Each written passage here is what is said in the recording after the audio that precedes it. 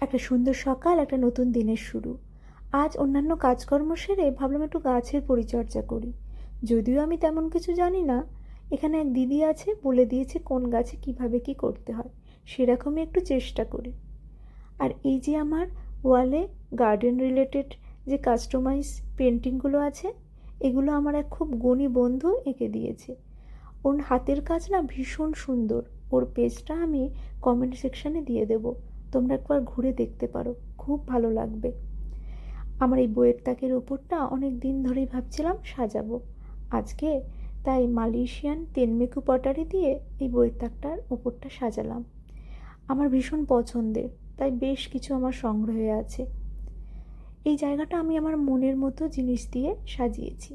এই যে দুটো পেন্টিং খুব স্পেশাল, কলকাতার বিখ্যাত শিল্পী শ্রী কনক চাকির আঁকা। শ্রী কনক চাকির মেয়ে আমার খুব কাছের এক দিদি, ভীষণ আশা নিয়ে ভালোবেসে আমাকে ছবি দুটো দিয়েছিল। আশা করি দিদি নিরাশ হবে না, আমি খুব যত্ন করে রেখেছি।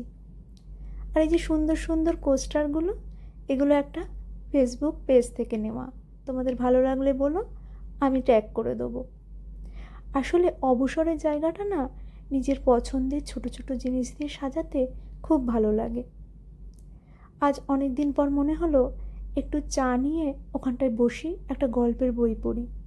যদিও আজকাল কনসেন্ট্রেশন লেভেলের অবস্থা খুব খারাপ, একসাথে 10-12 পেজের পরেই মনে হয় অনেকটা পড়ে ফেলেছি, আর পারছি না। কিন্তু তাও ভাবলাম একটু চেষ্টা করি, শুরু করি নতুন বছরে নতুনভাবে।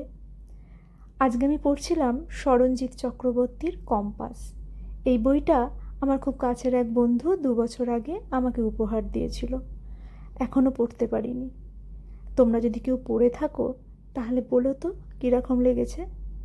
আমার পড়া শেষ হলে আমি জানাবো। তাহলে আজ এই পর্যন্ত।